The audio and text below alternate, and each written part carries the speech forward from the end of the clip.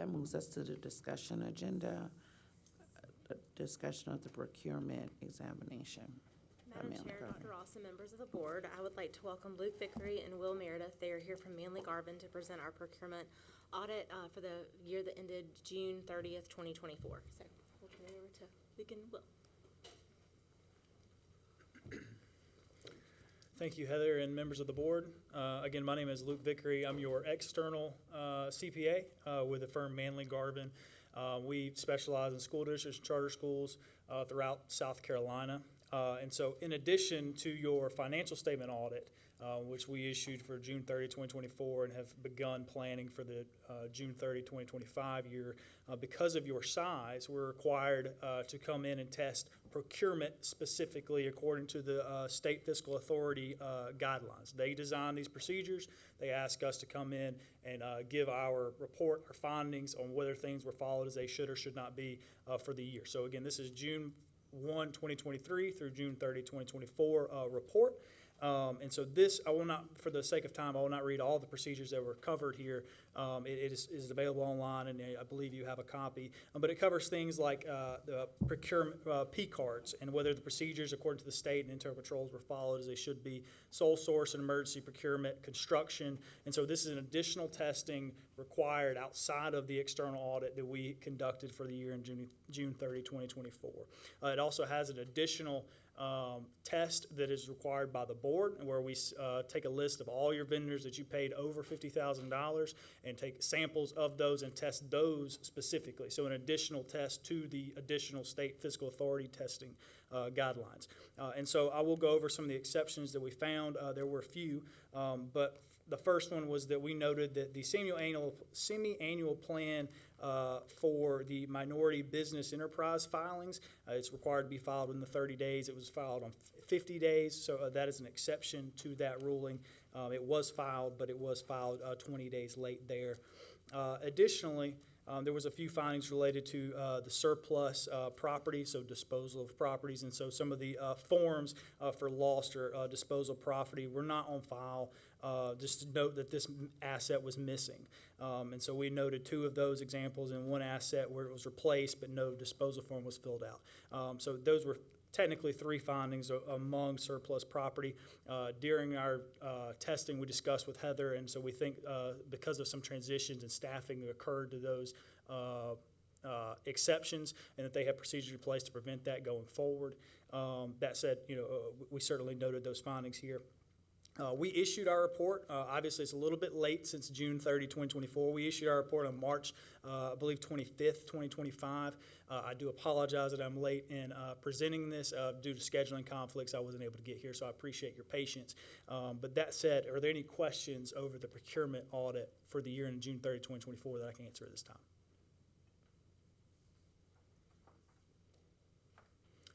Again, thank you to Heather. Thank you to the board. We appreciate the opportunity to work with District 5, and her team is absolutely excellent. So we really appreciate it. Thank you. Thank you. I will just say I will take full responsibility for not getting the minority business report out. That was about 6 days after I started. I thought I needed to present it to the board, so I've got that for next year. And we have addressed with our inventory for this year, we've addressed how to get those forms completed, so we won't have any of that moving forward. So we're doing that currently, so thank you. Number 21. That moves us to number 21, discussion of the adoption of updated educational structure and redistricting plan for 2026 and 2027. Thank you, Mr. Vice Chair. We bring this just for discussion. Again, this is the updated educational restructuring and redistricting plan. As we discuss with our community that our parents are driving the school choice, and we live in a different environment now where zoning doesn't matter, determine where students go. Our parent advisory told us it's the experiences, the positive educational experiences in which our parent advisory says is super important to them. We listen to our parent advisory because they give us on-the-ground information about where we need to move for our students. And you can see there's a very different amount of items that our parents want for their children. We don't find where most of the parents want the same thing. They want something different. But what they all do want is an experience that meets their child's needs. We're trying to personalize that. When you look at our strategic plan and our vision, we can map these two. We can actually place these in a place of quality experiences identified by our love strategies, and then the quality education identified by the growth strategies. We want all of our schools in School District 5 to be in that high love and high growth. What we're finding is if you map these by the parent feedback as outlined in our strategic plan, as well as our academic growth targets in our strategic plan, we find that at our middle levels, those are the areas that we need to target. It's the intermediate and middle schools that we targeted. Passing the budget tonight with administrative supports to help us in that transition, it's huge, because this is the model that we currently exist in, where our middle and intermediate structures are not allowing us to give those parental experiences that they're asking for. And so moving to a model that was approved in the referendum, this allows us to pick up a lot of efficiencies in terms of training supports, making sure that when we do interventions, that those interventions are consistent and able to be supported across the district. As we started to discuss the programs that will go into these middle schools, we started to look at ways that we could address the splits, because in a true feeder system, you want to eliminate the splits. Right now we have two at Ballantyne Elementary School and Crossroads Intermediate, or Crossroads Middle. It's our goal where none of the schools will split. So we tried to move H.E. Corley into Dutch Fork Middle School to eliminate the Crossroads splitting into two different areas. When doing that, the size of Dutch Fork Middle School became too large to operate that school with that amount of middle schoolers. It was over 1,000. Dutch Fork Middle School has some complications in terms of expanding that site. If you add a wing, we also have to do core spaces like hallways and cafeterias, restrooms, gyms. And so that left us to go back to the original plan where Crossroads splits between Dutch Fork and Irmo. However, looking at Ballantyne, preliminary estimates show that we can eliminate the splitting of Ballantyne into Dutch Fork and Spring Hill Middle. We have been asked about some data. We'll bring that in terms of what this looks like. Our preliminary data shows that it works, but we want to show this across all schools. So we'll have that at our July 21st meeting. But our proposal is to move to this model where only one of the schools split, which would be Crossroads. And Ballantyne Elementary School would not split. By doing this, we can create the programmatic, whether it's athletics, arts, academics. This allows those middle schools to reach down into those elementary schools and meet the needs of the students that they have there for planning. So we like this with none of the elementary schools split. But in this rezoning that we did, the lines, it's kind of like a master schedule for a high school. You can run it as many times, but you're going to have conflicts. And we feel like we have 98% of this correct when we redraw the lines for this flow. However, there's one community that this really does not or has not worked well with, and we've met with them. That's the Salem Church Road area. That area essentially has been rezoned twice. They've been rezoned out of Ballantyne Elementary and Dutch Fork Middle. If we draw the lines, we'll end up having more conflicts that don't work. Work with our Student Services and Planning Department. They looked at the data, and again, we'll have more numerical data on the July 21st meeting. But what we want to talk about then, and we want to give you heads up with, There's two options. One that fits for anyone who is rezoned, which is called preferred choice. Preferred choice allows essentially those parents or guardians to, if they provide transportation, pending the room is available, to go back to the school that they were rezoned for. However, in considerations for that Salem Church Road group that has been rezoned twice, and I believe that's kind of the lion's share, I'm looking at Dr. Harris for that one, through the work of his team, has been able to create a program called Preferred Pathways. And this is what we would like your approval of. Again, we'll bring back more of the data, but we're chunking this. And this is allow not just one school to go back to, but both of them, pending room. So if they were rezoned out of Ballantyne and Dutch Fork Elementary, they can pick their pathway back to both schools. With expanding the size of Chapin Elementary and Lake Mary Elementary, we pick up room in Ballantyne. This also allows, by not putting H.E. Corley all into Dutch Fork Middle School, we would have room in Dutch Fork Middle.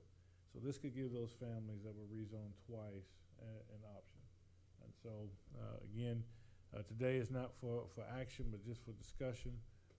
We plan to bring back those detailed numbers for our next meeting, but wanted to put this before the board for discussion. Are there any questions? Ms. Huddle and then Ms. Barnhart.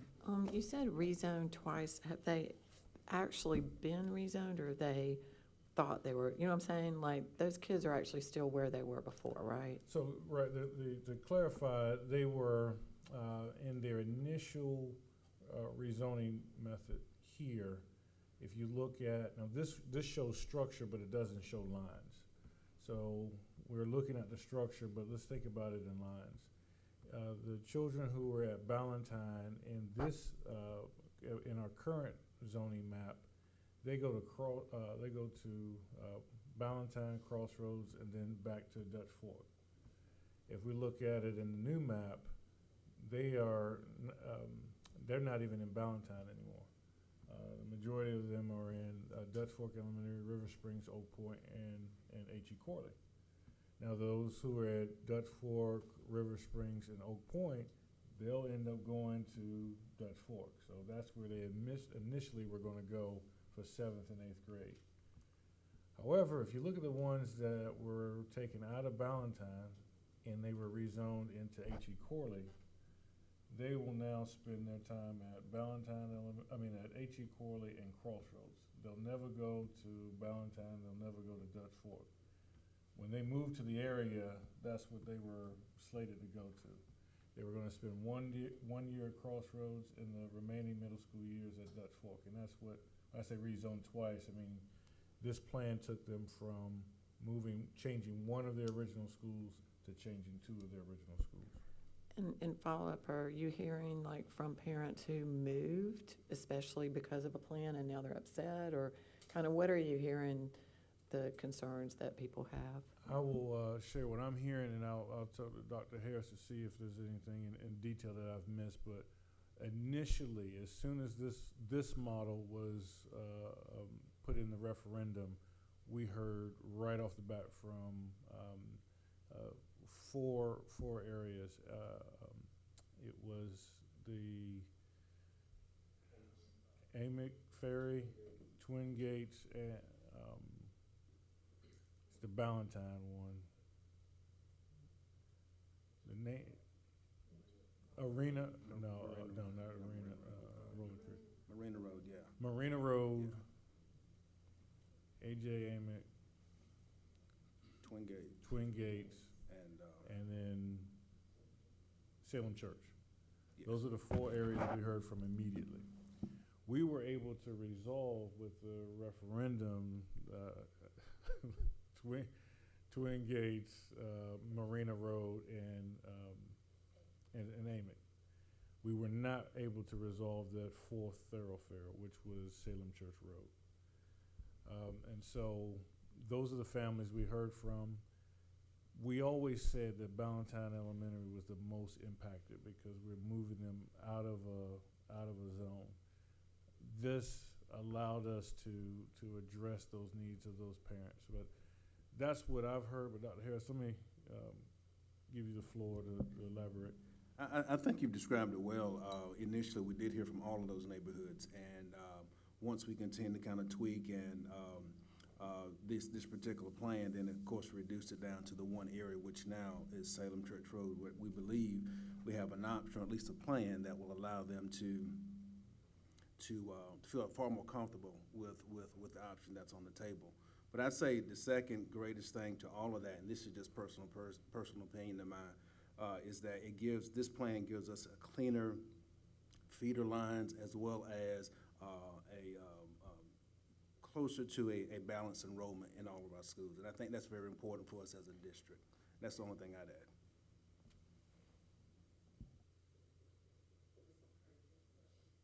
Just on the transportation aspect, is that just because it's so few children that would be maybe taking advantage of this? And if there are quite a few, would we be able to provide transportation? It's a good question. One of the things we would look at is in our normal operations of the transportation, Mr. Harold, who does transportation, is going to run the buses by zone.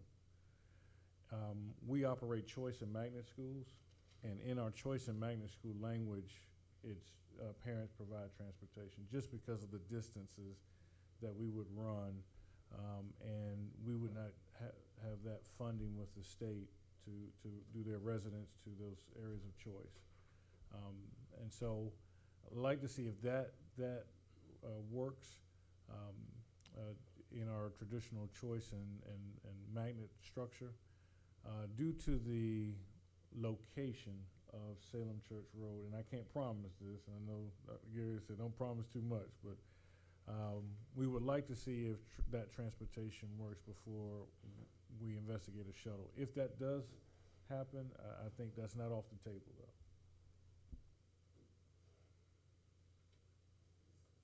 though. So Salem Church Road in the new would go to H.E. Corley and Crossroads. H.E. Corley. Okay, so with these pathways, if a parent at Salem Church Road wanted their child to go to Ballantyne, because that's where they were, right? They could use this, and it would be subject to availability and all that. But that only gets them through 5th grade, right? So what happens after 5th grade if they go to Ballantyne? Would they then go to Dutch Fork Middle, or would they go to Spring Hill Middle? So the pathway puts them back to where they were taken out of. So if they were Ballantyne and Dutch Fork originally, then that pathway puts them back to where they were originally. So they could stay all the way through high school? So, yeah, right. Okay. Because it doesn't, I'm just suggesting Harris, a am little I clarity explaining on that the correctly? wording. I think it'll get them through, if I understand your question, it'll get them through middle school. Right. High school may differ, though.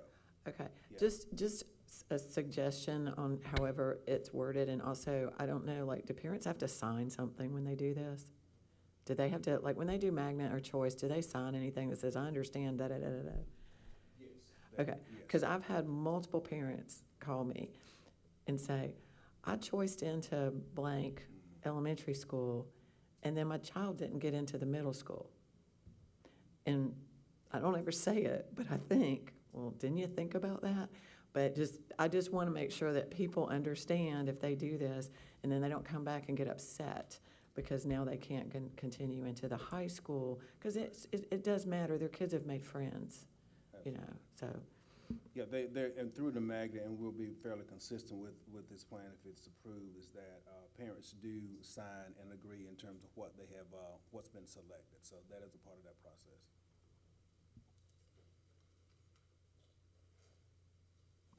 Anybody else? All right, thank you. And that takes us to the discussion of solicitation for supplements. No exhibit or presentation for this matter. We did hear at the budget workshop the request to look at our supplements deeply. We have been working on supplements for over 10 years, trying to get this right. There are multiple areas that we need to look at. Special duties, which are your co-curricular programs, and just sometimes it's just interest, like knitting club, a crochet club. And then you have athletics, you have arts. And so we would like professional help. We did a salary study a few years back. We'd like to do one of supplements to look and to see what other districts are doing, where we compare. I think this should be done within a cycle of 5 years, to be honest with you, so that we can look at this for parity. But also, when it comes to special duties, our principals have recommended through HR a model of looking at it by the essential job functions. And so, and I don't want to pick on a specific club, but Club A at this high school might not be doing exactly what Club A at this high school is doing. And so to get parity, we would like to give the principals the ability to have class label supplements based on the job descriptions. So this principal at the middle school can get maybe 4 Class A supplements for those very high numbers of students that are involved. You're meeting a long time, you're meeting 3-4 times a week. That supplement should be higher no matter what the name is. Then a Class B, they may only meet twice a month. And a Class C that doesn't meet as much or doesn't have as many students. So we would like to do it by class versus by name. And I think we can get a lot more utilities of some new clubs, some new opportunities. Students' interests are changing very dynamically, and we want to make sure that our schools are in position to take advantage of those interests. So we'll bring back for approval, but that's what you would be approving in a solicitation. Do we have any questions initially? Ms. Huddle? Since we just approved 2 new HR positions, is that something that one of those people could do instead of hiring someone else to do this? I think looking at the current workload that we have with hiring, managing and supporting, I don't know if those 2 people can manage that enough, to be honest with you. I think there's just so much we're going to talk about whole child, but we really need to start talking about whole staff. Our teachers need a lot of support, especially our younger teachers, a lot of mental health, a lot of workload issues. We don't make public because those records are confidential, but our staff is going through a lot. I would love to have some extra help so that we can get this right without taking those duties away from our current staff. And to get clarification, at some point, you're going to ask us for permission to solicit, and then it would have to come back before we can. Correct. Yeah, your approval to solicit, make sure you know that the solicitation goes out. We would bring back the respondents to those and then make a recommendation for who we would like, and then that would be subject to board approval. And how would that be paid for? Where does that money come from? So that would come from the purchase services account.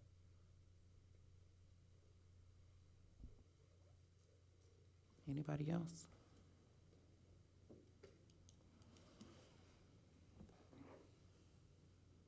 I'd like to make a motion to adjourn. Yes. All in favor? All opposed? And the motion carries 7-0.